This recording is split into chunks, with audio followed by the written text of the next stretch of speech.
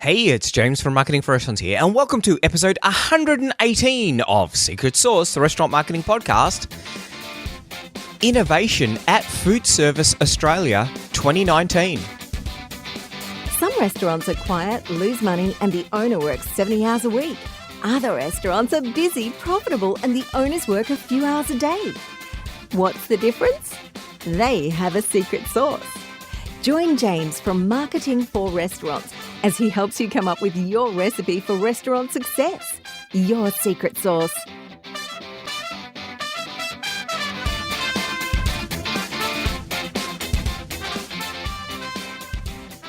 Ladies and gentlemen, welcome back to the podcast. As you can tell, we've taken a small diversion from our 7 KPIs.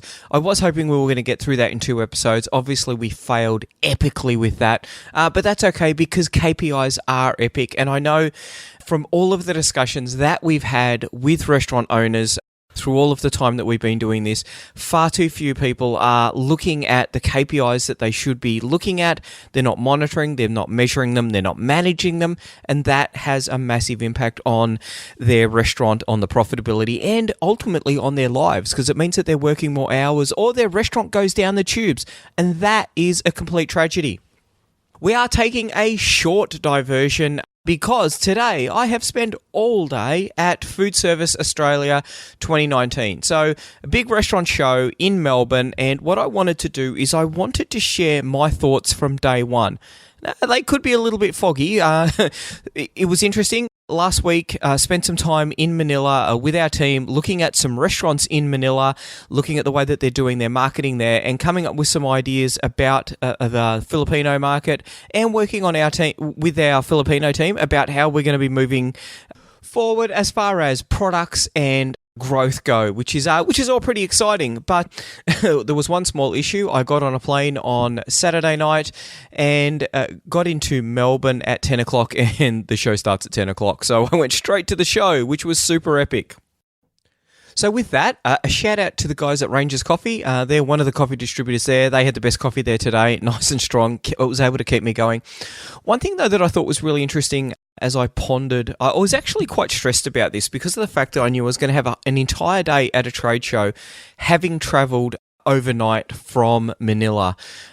Now, the good thing was I was travelling in business class, which is still pretty good. You got the lie flat bed, but it's, by the time the meals come out, and then, of course, you get woken up in the morning for breakfast, I was really quite worried. And on top of that, you've still got to try and get to sleep. You're in an aircraft at however many thousand feet, and, there's people moving around, all of those sort of things. I was a little bit worried about that. The thing that I thought was really interesting was, got on, I ordered some food. I didn't grab the entree, just the main, and I think it was Ross, the cabin attendant. I think he realised what was sort of going on because he said, you know what, I'll get your main out as quickly as possible. And so that came out when everyone else had their entrees. And then he cleaned that up and he said, if you want a dessert that's not going to require any preparation, I can get that for you now. And so he got that out for me with the dessert wine. And so I was pretty much finished while people were still on their mains. The epic thing about that was probably 10 minutes after I'd finished my dessert wine, I was asleep. Next thing I know, I'm being woken up by an announcement to say that they're about 20 minutes before they start their descent. I kind of groggily looked around and people were finishing up with their breakfast. I'd actually slept all the way through. So that positioned me really well for the day because it was a long day at a show. If you've ever done a trade show, you'll know just how long those days can be. Now, the interesting thing about this is what is the product that Qantas offer? And even though it was a Saturday night flight, it's about being not only just getting there, not about the delivery of food, and I know this is going to be kind of weird for a lot of restaurant owners out there, but it's about getting you in the best shape that you can be to be able to do what it is that you need to do. And, the cabin team there, they understood that, and that's why they got me everything I needed before I could put my little head down and get a bit of a snooze in. And I think too often restaurants don't really understand the product that they offer. Great example of that, on Saturday morning, most of our Filipino team sat down for brekkie. Now, we were sort of wrapping up. We were talking about, what it was that we were hoping to... I was keen to get an idea about what it was that people had gotten out of the time that we'd spent together. We were debriefing. We did some team building exercises. We did some escape rooms, which was pretty cool, although there was one that we didn't get out of, which was a bit sad. Stupid painting. There was something behind the painting. We were talking, and the interesting thing was that there was music playing in the restaurant where we were having breakfast. And it was so loud. And you could see that most tables were groups of people. They were trying to talk, and most people were talking pretty loud because the music was so loud. That restaurant didn't understand that it was a place where people were trying to communicate. They had the music too loud. It's one of those little tiny things where you just think, what is the product that you offer? Have you really thought about it? Because these guys didn't. I don't know whether it was just some junior guy turned the radio up too loud, turned the music up too loud, or what it was that was going on. But it's one of those little things. What is the product that you offer? The more you understand that, the more value you're going to be able to get out of it. Now, onto the trade show. And we're talking about innovation that you can find at Foodservice Australia 2019.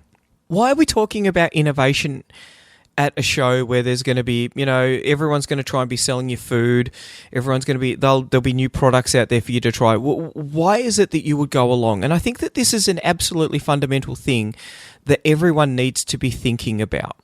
So there was a couple of things. So for starters, obviously the number one reason why you'd want to go to Foodservice Australia is to come and talk to us. We had 3 of the team there. It was super epic to be able to talk to so many restaurant owners in a day. I don't think I've ever spoken to so many restaurant owners.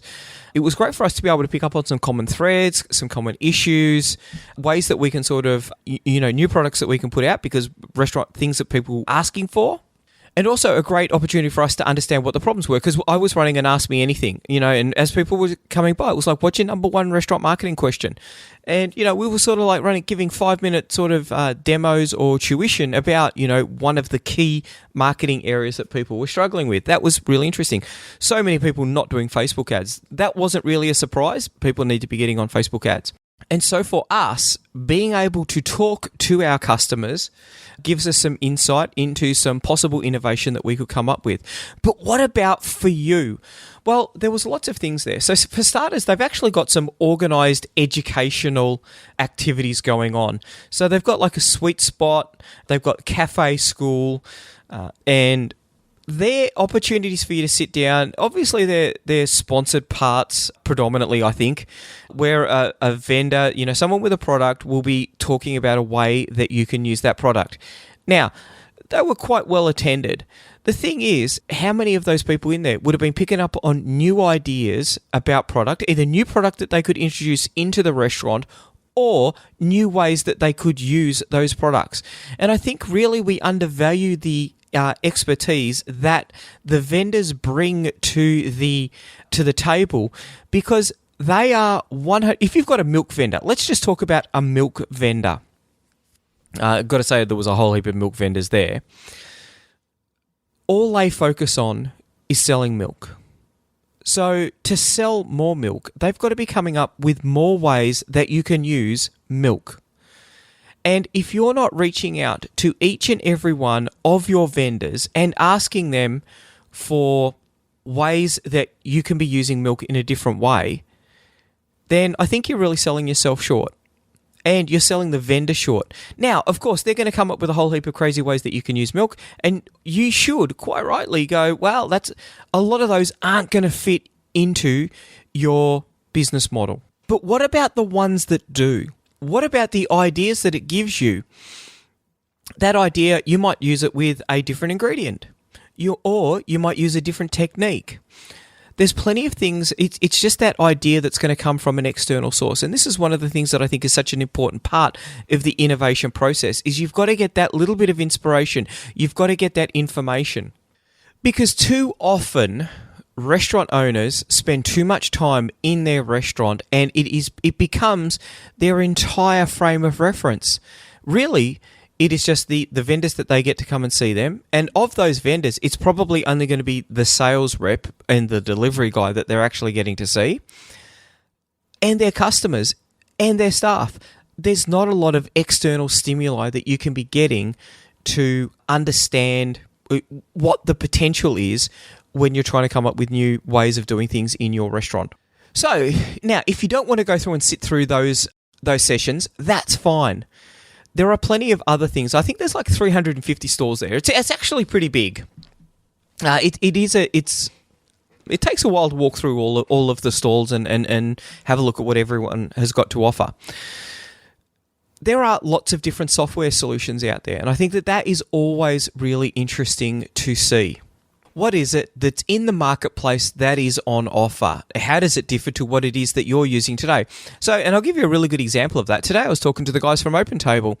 Now, they're saying that they're starting to share the details of customers who make bookings through OpenTable if the customer is willing to share that customer their email address.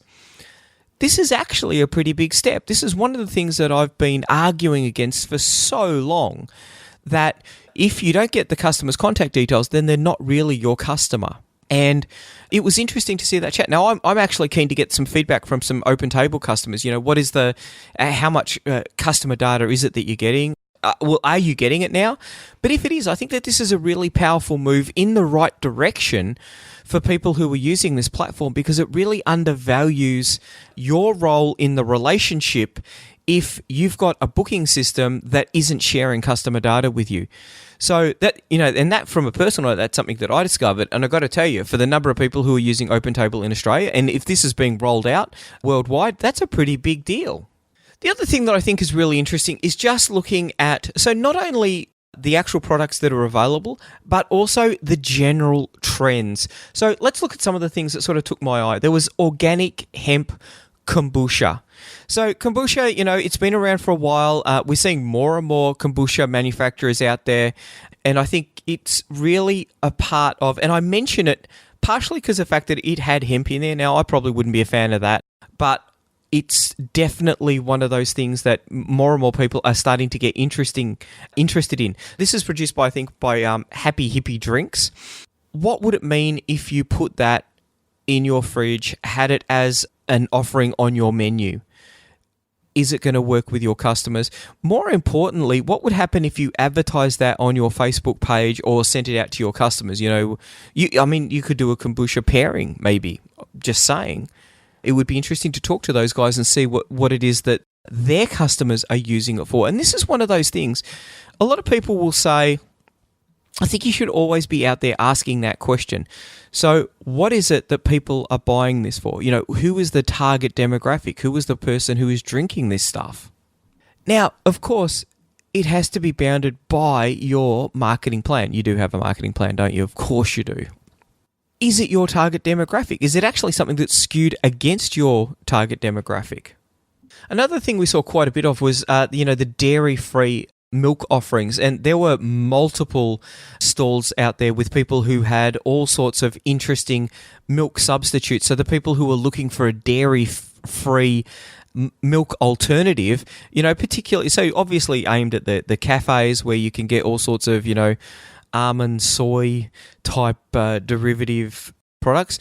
Certainly got to tell you, not my cup of tea, pun intended, but a growing segment of the marketplace. And we had a couple of cafes that came around to talk to us, and I mentioned this specifically. And one of the ladies was actually had a sample that she was going to take home to try. A growing part of the market that you need to be thinking about. Now, I'm not saying that you have to move in boots and all into this part of the market, but you need to be thinking about it. Is there a mega trend? And by a mega trend, I mean it's sort of like the aggregation of all of these little trends. And so you've got that little trend of, you know, the almond milk becoming more and more popular. You've got organic kombucha. So, you know, put those sort of things together. What else are the things that you see? Now, I've got to tell you one thing that I thought was really good. True Foods, on their stand, they had a couple of wraps that I thought were really cool. There was a tomato one. That tasted quite nice. There was an activated charcoal one. Now, you look at it and you think, because it's black. I'll put a picture up on the website at some stage. It's black. And you think, what is that going to taste like? But it actually tasted really cool. And I thought, this is pretty damn yummy. what is that going to look like in Instagram? What is it going to look like in Facebook? What is it going to look like in the display counter? What is it going to look like in the window? Is this something that's going to draw more people into your cafe, restaurant, whatever it is that you run? Now, possibly, possibly not. The big thing is to test it, I think. Come up with a couple of menu items and, put it on your specials board. It's pretty easy to do. And this is one of the things I keep talking about. Restaurants are designed for research and development. That creativity process is so easy. It's today's special. If no one orders it, then you scrub it off and you agree never to go back to it. Or maybe you're going to iterate around it to try and see if you can improve it. But you don't have to ever go back to it. You can say, you know what? Not one of my customers liked it. You ran a Facebook ad and it was seen by 2,000 people and not one person came in asking for it. Cool. You've just learned something. You've tried it. You move on to the next thing. But they look really cool. And I think that that's the kind of thing that's super Instagrammable, plus or minus whether you're going to actually get sales out of it. Now, I was talking to one customer today and they were talking about just how powerful Instagram is. And I said, well, based on what? And, once again, unable to link any sort of economic benefit to it. But let's just say that you went and you ordered 5 packs of the True Foods activated charcoal wraps. Okay. So that's going to cost you 2/10 of bugger all. What you then do is you work out what kind of wrap you're going to do. I don't know, it might be tuna, it might be, chicken and mayo.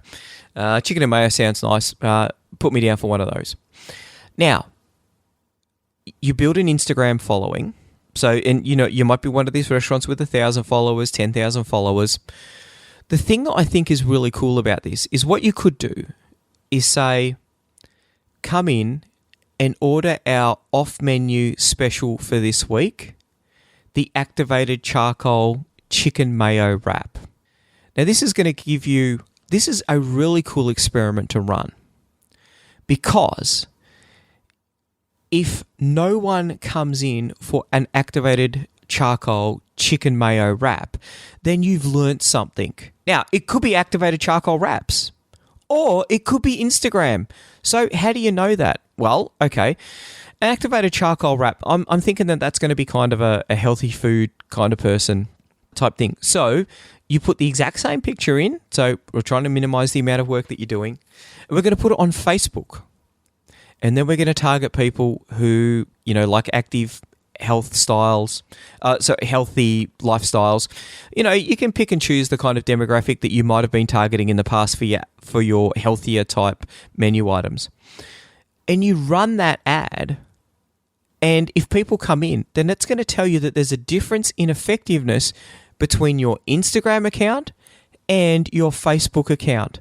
And this is something that I'm always deeply suspicious in. I think it's a lot more, the path to riches is a lot easier to navigate when you're using Facebook ads than it is with Instagram, just because of the fact that it's quite easy to get a like, and people have shown me lots of posts that they put up and gets 1,000, 2,000, 10,000 likes. It's like, yeah, but how many of them did you sell? And the cool thing is about having it as an off-menu special, then people are only going to ever find it through that one medium. So I would do that in Instagram for the first week. This week, this is our Instagram special. It's activated charcoal chicken mayo wrap. Come on in and get it. Now, if you get nothing out of that with Instagram, plus or minus running an Instagram ad, then you know that it's that product on Instagram is not working.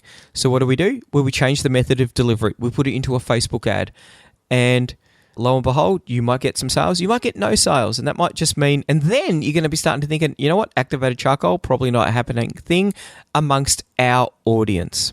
Got to tell you though, I thought it was pretty cool. And I think that that's the kind of thing that you want to be thinking about when you're looking to spice up your menu just a bit. Now, just fun fact, they've also got a chocolate one. It doesn't taste overly chocolatey, but it definitely smells chocolatey, and they were sort of wafting around that smell. That did look pretty cool. Once again, what could you do with a wrap to augment your dessert offering? And, I reckon that sort of stuff, that writes itself. Some peanut butter, jam, maybe a bit of ice cream, maybe it was something sort of crunchy, maybe crunchy peanut butter. Could you put in there that's crunchy? Oh, maybe peanut brittle. Have that in a wrap. That sounds pretty epic.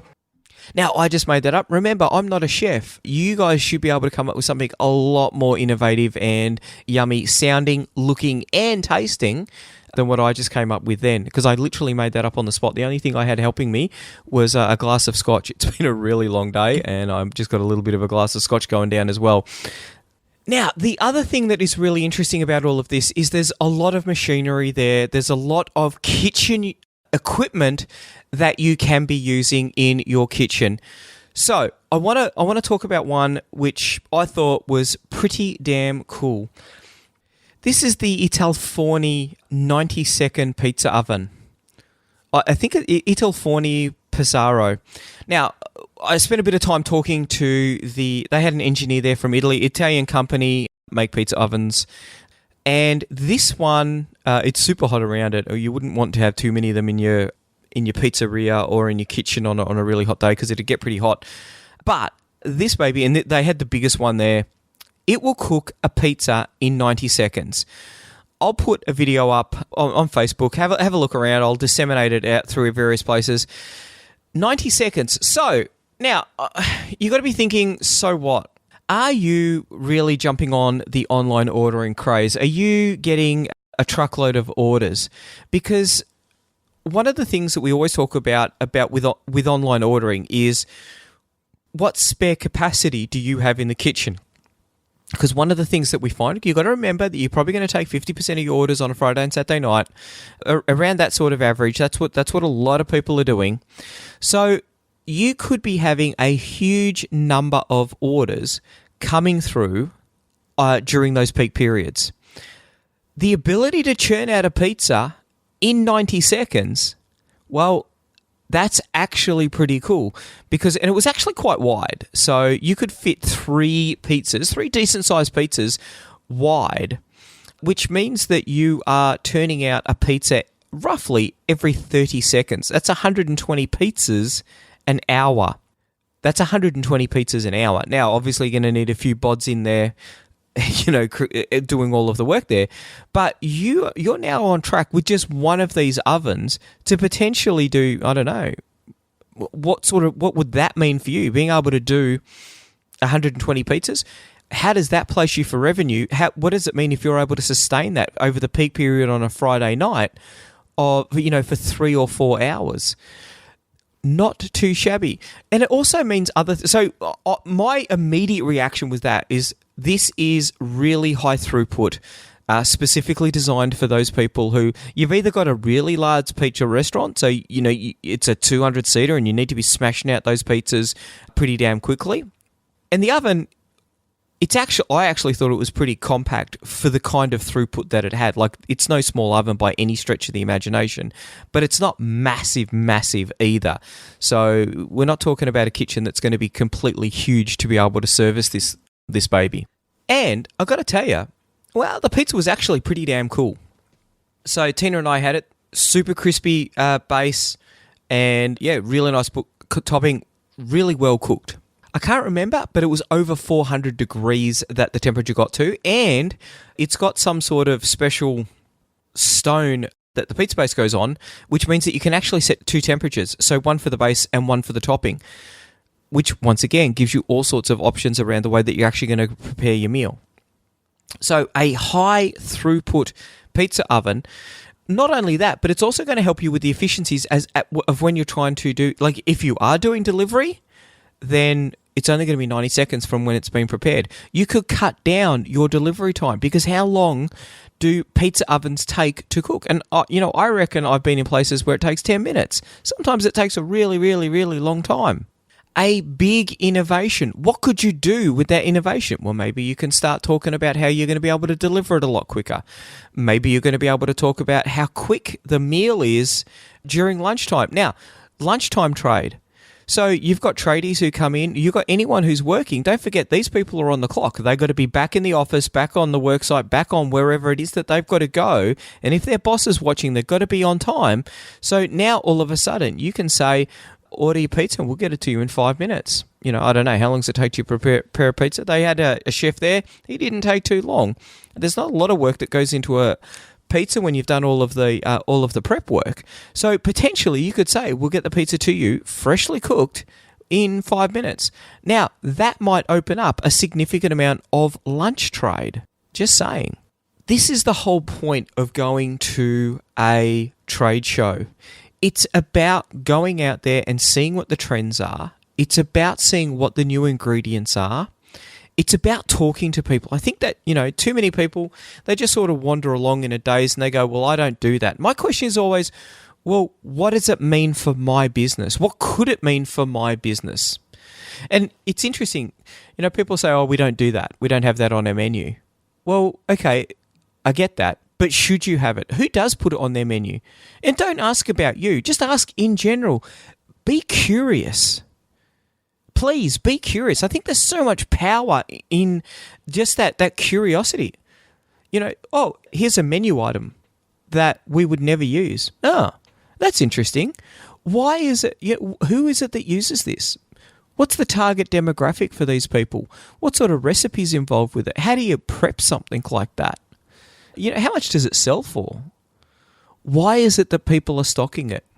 You ask those questions, you will learn. Now, it might be about a menu item that you're never going to use in your kitchen. That's fine, but you're continuing to learn. And that sort of that professional development, not only that, you're doing the professional development, but it is more information that's going to go into your noggin that is going to help you when you're trying to innovate in your restaurant. And I come back to the innovation because the biggest thing that I heard today was, so when we were doing the Ask Me Anythings, people would come along and I'd say, okay, so tell me about your restaurant. And the average story was, we've got a restaurant, we've had it for X number of years, somewhere between, 5 and 20 years, and it's getting tougher to be profitable. Now, one of the questions that I asked a lot of people today was, what sort of things have you tried over the last 5 years? And the scary thing was that not a lot of people could say things that they tried. They might say, oh, we've tried something like Menulog, which, and we talked about that. We've tried Facebook marketing, and by try, they got someone in who ripped them off, and then they've never done it again. They haven't actually made a commitment to build it up as an organic skill. They haven't researched, ways that you can run Facebook ads themselves. They haven't researched, decent Facebook marketing companies. Here's a hint, I'm putting my hand up now. We can help you, definitely help you with that. Even if it's just training up your team to be able to do it in the right way. So few restaurants, despite declining profitability, have actually tried to change anything. You need to be innovating. Technology changes everything.